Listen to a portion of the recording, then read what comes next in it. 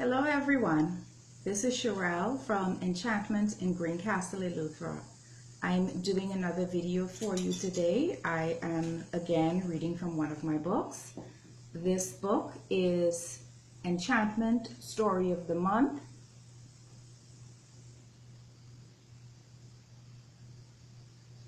And this was written and published in 2011.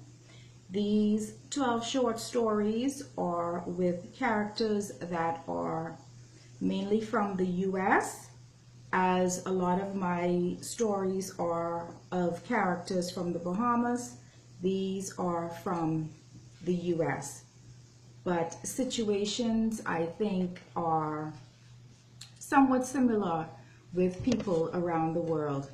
So I am actually going to read the entire story.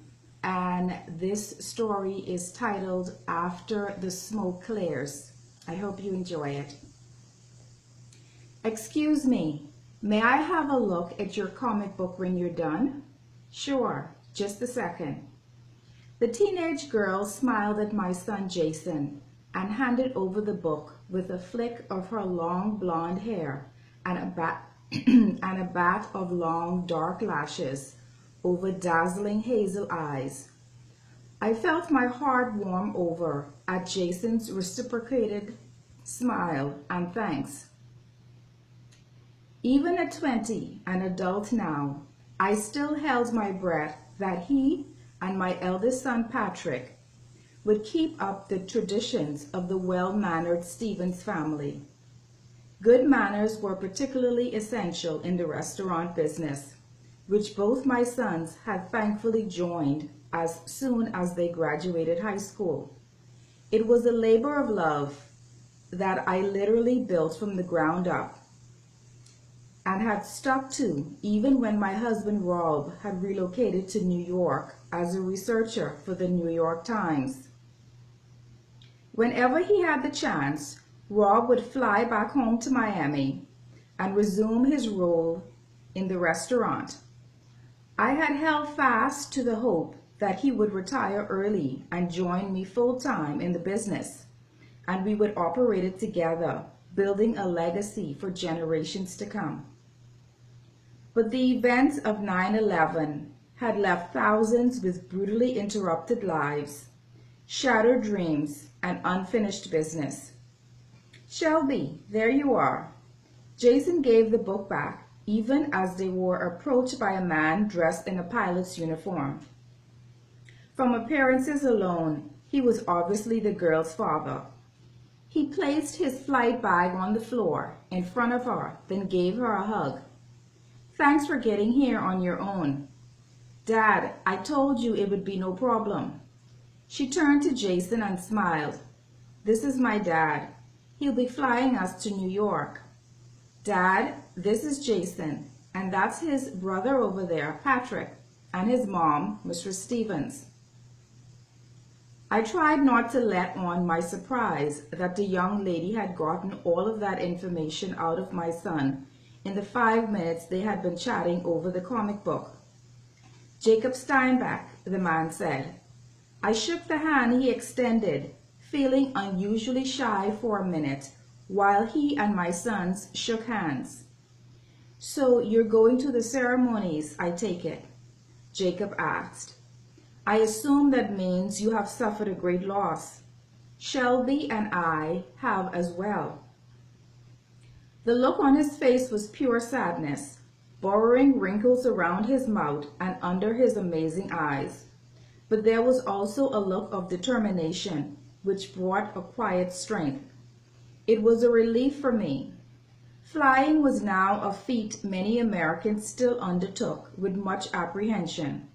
It certainly didn't help to have anything less than a confident, clear-headed pilot at the controls. Her mother, my wife Sarah, was a victim as well. Since I was doing a flight into JFK today, I thought it would be appropriate to take Shelby to the ceremonies. Look, I know she's a big girl and quite capable of taking care of herself, but would you mind keeping an eye on her during the flight? Sure, it would be no trouble at all, I said to Jacob. Great, thanks a lot. They should be calling you soon. See you on the plane. He turned to his daughter once more and gave her a kiss on the forehead before picking up his flight bag and walking through the boarding gate. The warm feeling I had felt began to intensify, and I prayed that it was the first signs of menopause, rather than the tingling stirrings of sexual tension, which I had forgotten could exist within my body. My instant attraction to Jacob subsided after we landed. We shared a cab to the hotel where the service would be held. I was confronted for the 100th time with the change in the entire world, not just my own, during one single day. And for the 100th time, I asked myself if any good could ever come up out of the rubble. But as I watched Jason, who seemed to have taken a shine to Shelby and had found us seats next to her and Jacob, I knew there was always hope as long as there was life, and that because of our children, Jacob and I would find comfort in the loved ones we had lost. A week later, I was in the storage room at the back of my restaurant looking for special plates. The weather in South Beach was cooling down, thankfully, and that meant a business lull as less tourists roamed the streets at night. It also meant that the more wealthy customers would begin their visits. That presented a great opportunity for me to pitch my ideas for building a relief center for the local residents who had lost family and friends during the terrorist attack. I wanted to make a good impression. Suddenly remembering my wedding china I had stashed under concealed cabinets 30 years ago, which were only retrieved on very special occasions, I began my search for them. I muttered a curse of annoyance as I discovered a few of my late husband's aprons on top of the china boxes. I reflected on the countless times I had had to remind him of his carelessness. To add to my annoyance, the aprons were filthy with remnants of dried food and sauce that had been stamped into the white fabric. Even after 2 years, I still couldn't believe I would never see Rob in these aprons again. I decided to check the pockets for any forgotten tip before I threw the aprons out. The pockets were empty except for a single white business card. I looked at the white background and gold lettering with curiosity. Windows on the World Restaurant, 106th floor, North Tower, World Trade Center, New York. The phone number for the restaurant had been crossed out repeatedly with black ink. I turned the card over in my hand, and on the back was the name Sarah, followed by what appeared to be a cell phone number and a handwritten note. Monday, 7:30 p.m. shift. Bring my red underwear. The handwriting was definitely not Rob's, and I had a sinking suspicion it was that of a female. I felt the walls of the room begin to close in on me, and my hands began to tremble slightly. My mind began going a mile a minute as I tried to make sense of the provocative note and question why it was in Rob's pocket. My God, did my husband have an affair? I was haunted by this question for a week before I braved myself to call the number on the card. I just had to know if my suspicions were correct. And as I couldn't think of anyone I knew named Sarah, I comforted myself with the fact that the card could have been trash Rob had cleared away from a customer's table and carelessly placed in his pocket instead of the trash bin. Rob certainly hadn't been the most orderly person.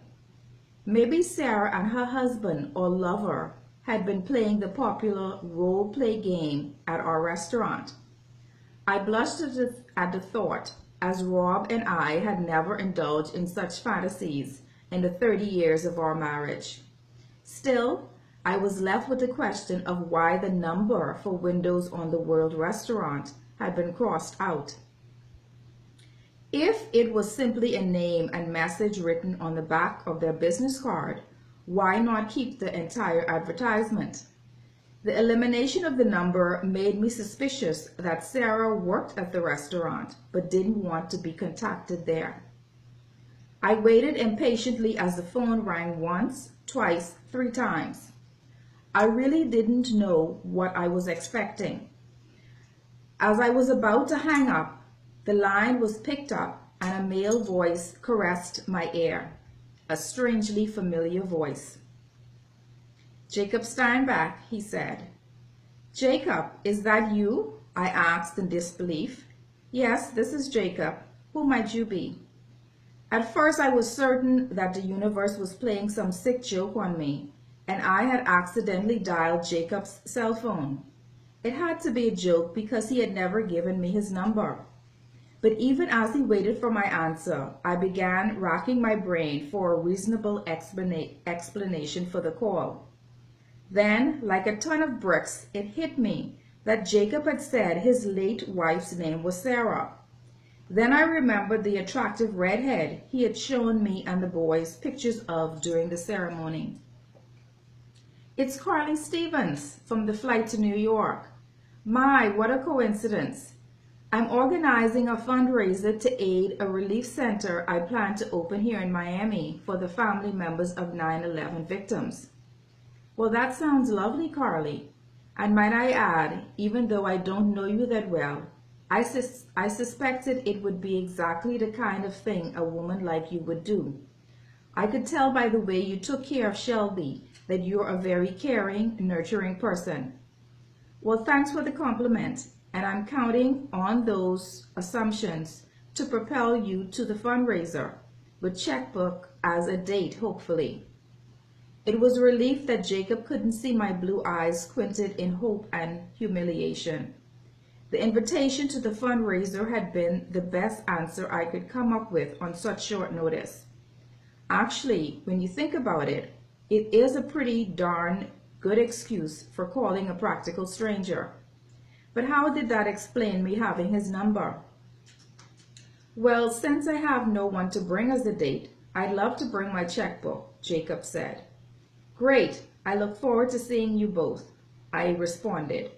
I gave him the date and address while calculating whether I could get away with saying goodbye right now.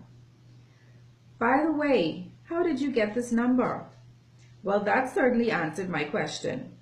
I should have known a man as smart as he was wouldn't let this tidbit go unnoticed.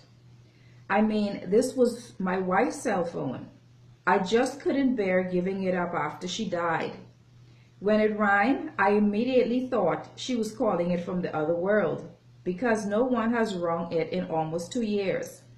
I still pay the bill, and Shelby uses it for emergencies.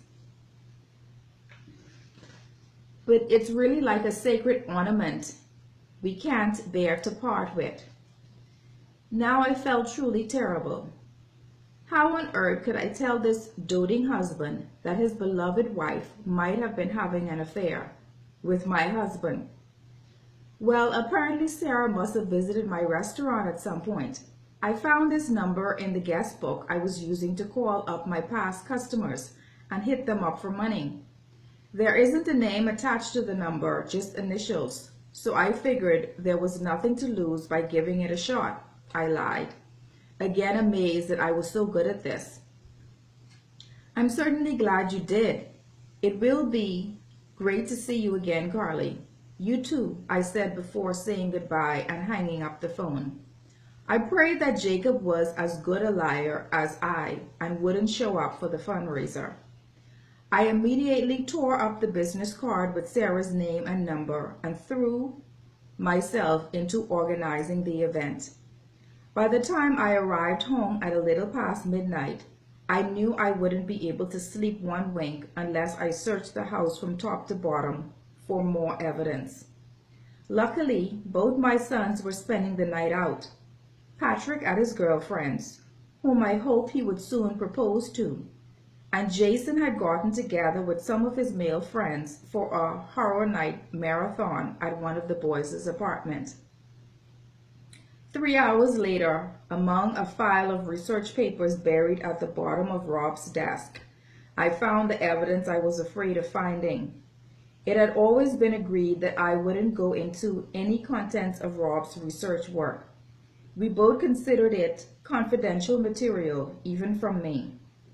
But now all rules were broken, and it was obvious that I wasn't the one to break them first. The surprising thing that hit me, however, was that my pain was more for my sons, whom I would keep the secret from until the day I died, and Jacob and Shelby. They would be the ones who would be truly hurt by this deception, and for this reason, I was extremely angry at my dead husband. 3 weeks later, I stood at the entrance to the conference room at the back of my restaurant and smiled as my sons ushered the first guests in. Thoughts of Rob's deceit had been shoved to the back of my mind as I tried to give this worthy cause all of my attention. Countless calls to strangers, acquaintances, and great friends alike, hundreds of orders placed at bakeries and seafood markets around Miami, more than a few heated arguments over the phone with prospective band leaders, dozens of floral deliveries, and I finally felt in the begging mood.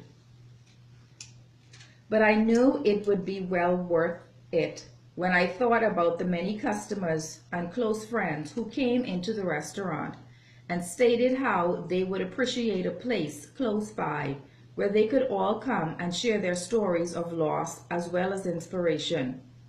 Many people wanted a place to bring donations for victims' family and feel confident that these donations would be distributed appropriately. I had enlisted 3 women from the district, 2 from the local school board and the other from the ladies' ministry of the local Church of Christ. I was confident in their abilities to do their best to serve in this field, knowing their reputations in the community were impeccable. I also felt a great deal of pride that Jason and Patrick both took active roles in honoring their father by their contributions in getting their peers motivated in the cause. My excitement rose and bubbled over as a few celebrities began to filter in. Miami is a hot spot for celebrities who have homes in Florida, and I was delighted when Gloria Estefan and Julio Iglesias came up to me to say hello. They even thrilled the crowd with an impromptu duet. There must have been Latin fever sent over with the announcements, because I was starstruck when Ricky Martin walked in with Shakira on his arm. All the celebrities who came out to support the cause took the time to come up to me and wish the project well. I knew their generous contributions would certainly surpass the quota we had set for this fundraiser. My excitement over the big, yet not more important names dwindled when compared to what I felt when Jacob Steinbach walked into the room. My palms began to sweat, and I had to put down the glass of champagne from my shaking fingers. The champagne hadn't gone to my head yet, because I had only had a few sips so far, but there appeared to be at least a dozen butterflies floating around my stomach. I was thankful that I was wearing a high-cut black silver dress that dazzled under the lights overhead and gave me confidence that the sweat running down between my breasts would go undetected. I told myself over and over that it was just premenopause, but apparently premenopause only showed up when I was in Jacob's presence. "Wow, you look beautiful, Carly," he said to me. With one hand on my waist, he leaned over and kissed me. Actually, it was more of a caress on the side of my neck than the customary kiss on the cheek or on the back of the hand, like I had been receiving from the other male guests. Who walks into a party and holds a woman like that? kissing her like that and not expect her to swoon in his arms. Jacob was all charisma, and I realized he was fully aware of it. The twinkle in his eyes as he released me and gazed into mine said he had more than charity or a good party on his mind. Thanks for the compliment. It took practically. You look particularly dashing yourself. And where is your date, might I ask? I hope the smile I gave him wasn't too encouraging, but would distract from the blush I knew had crept up on my cheek despite the generous amount of makeup. She's right here, as promised, he responded, taking out his checkbook. I'm so pleased. Thank you in advance for your contribution. But I must warn you that you will have quite a competition here tonight.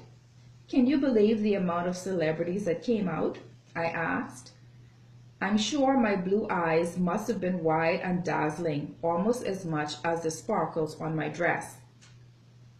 I know, it's amazing. I bumped into Lenny Kravitz in the men's room, but I'm not intimidated. I might be an underpaid pilot, and Sarah might have spent her nights as a waitress, but we did invest our monies wisely. I will be more than proud to make my contributions to honor her memory. At the mention of her name, I remembered that his beloved wife had been having an affair with my not-so-beloved husband. With only a minute to dwindle on it, however, Jacob leaned over once again and whispered in my ear that he would appreciate a dance later on in the night. Maybe tonight wasn't the best time to highlight our ex's indiscretions. After all, this entire event was to honor their memory. That's all that was important right now. The night was beautiful, and almost everything went off without a hitch. The ladies and I said goodbye to our final guests at 3 in the morning, feeling that our efforts were well compensated. As Jacob headed for his car, the last to walk out ahead of us, he waved goodbye with a promise to call me in a day or two. This time, I couldn't help myself wishing he would keep his promise. Over the next 2 weeks, Jacob and I had breakfast together whenever he was in town. He had expressed concerns about leaving Shelby with an elderly couple whenever he had an overnight trip, and had accepted my invitation to have her over at my house. It was really no trouble at all, and we lived only a half-hour apart. During our breakfasts together, I told myself over and over that I shouldn't allow Jacob to go on and on about what a wonderful wife Sarah had been, and how their years together had been more special than he had ever imagined. 3 weeks after he had been accepted at a position with American Airlines with a base in New York, Sarah had relocated them from Miami and had quickly gotten a job at Windows on the World. She and Shelby had been settled in New York, and she had been working there by the time Jacob joined them. After her death, Jacob couldn't bear being in the same city where Sarah had been taken from him, so he and Shelby had returned to Miami. As my relationship with Jacob grew, and our undeniable sexual attraction toward each other threatened to explode, causing me to feel like a 16-year-old, not a woman in her 50s, I decided I had to tell Jacob what I had discovered. We were at my apartment after a lovely meal at a local 5-star restaurant, where it had been a relief for me to relax and allow someone else to wait on me for a change. Admittedly, both Jacob and I had had a little too much Chardonnay during and after dinner. As he began kissing me on the sofa, obviously with full intentions of taking it much further, I pulled his hands away from my breast and told him we had to talk.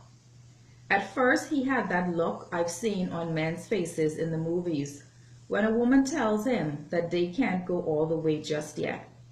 I think that's where the phrase taking candy from a baby applies. The man gets a taste of what he wants, discovers how sweet it is, and is ecstatically enjoying it when it is abruptly pulled out of his hands.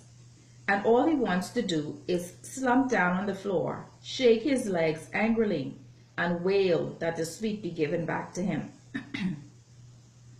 Jacob, I can't allow this to go any further and not tell you the truth about what I know, I said to him. I was trembling slightly, and the effects of the wine mingled with the excitement of wanting to make love for the first time in much more than 2 years, not to mention how I felt about the fact that it could be with Jacob, caused me to want to cry just a little. Okay, what is it, Carly? We had discovered with just the slightest bit of embarrassment that I was actually 5 years older than Jacob.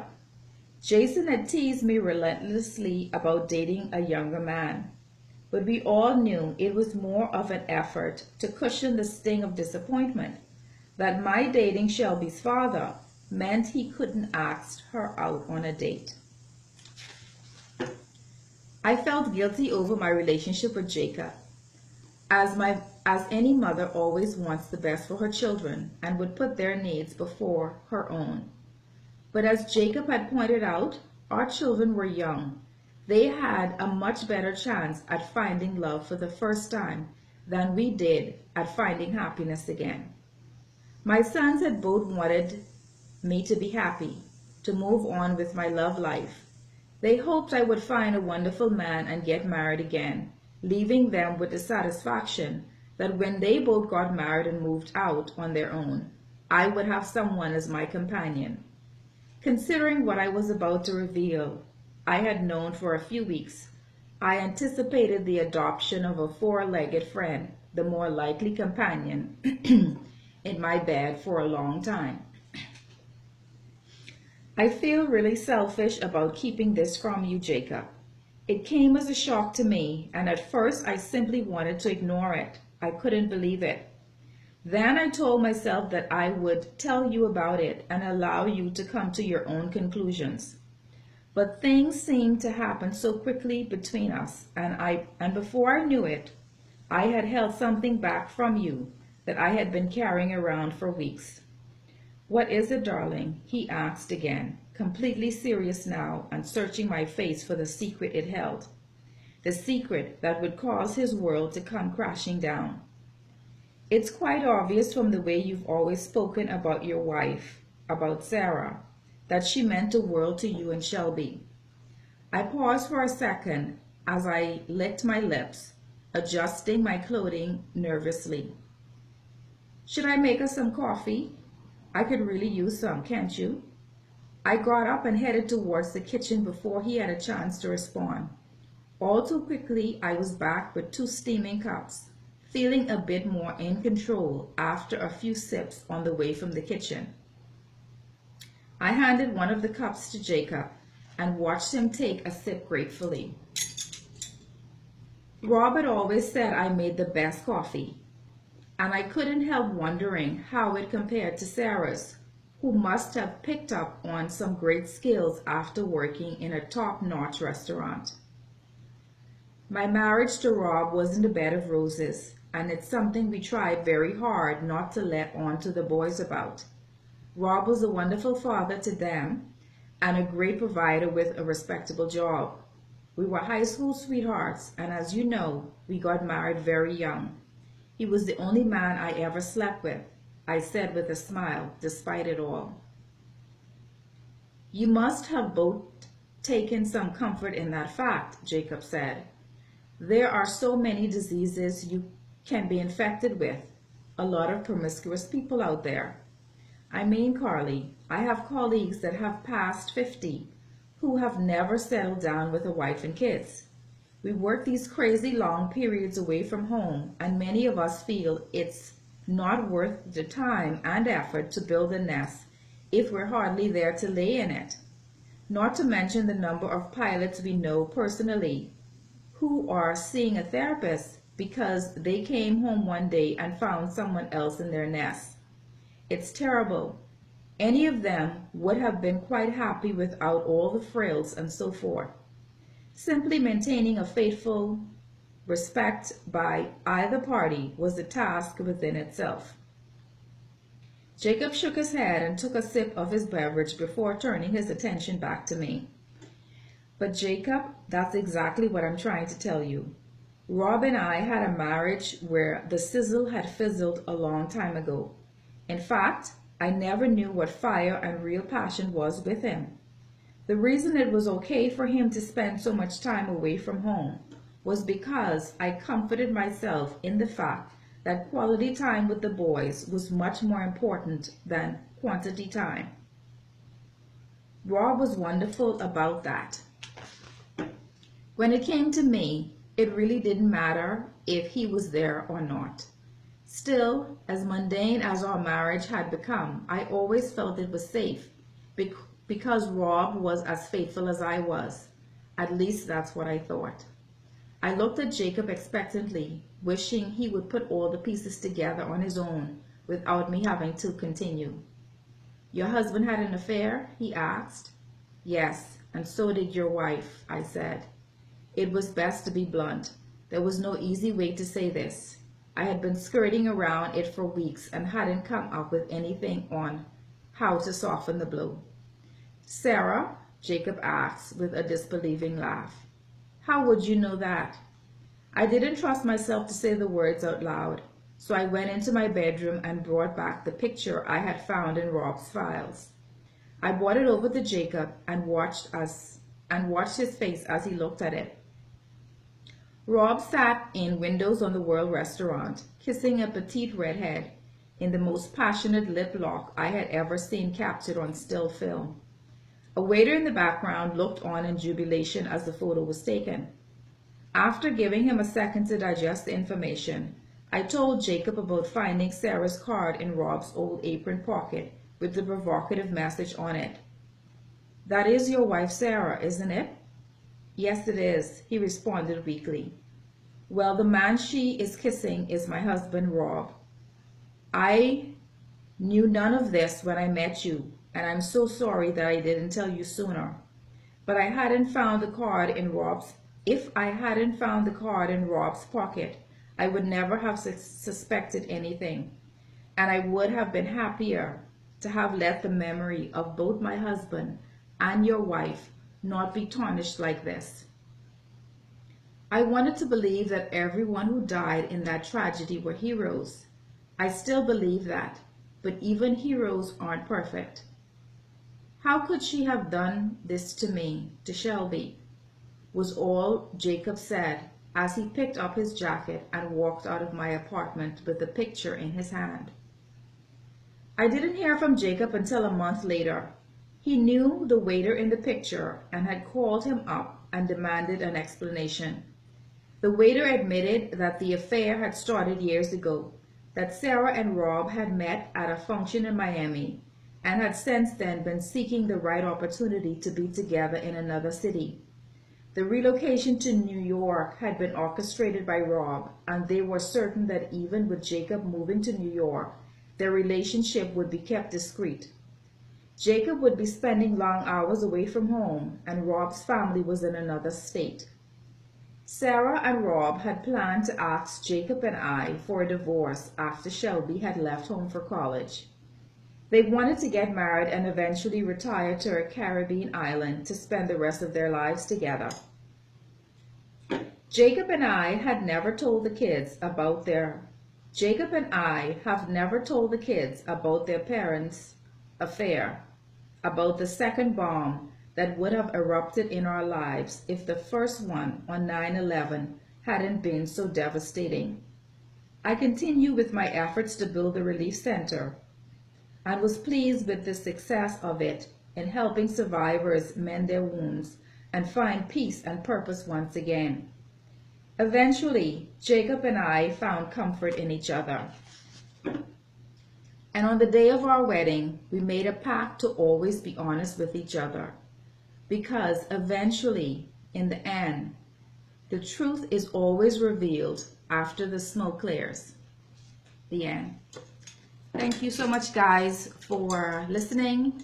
If you have listened for this entire video and you have liked this story, please like, comment, share the video. This book is available on Lulu. It's available here at Enchantment in Greencastle. and it is available at the National Art Gallery of the Bahamas in Nassau.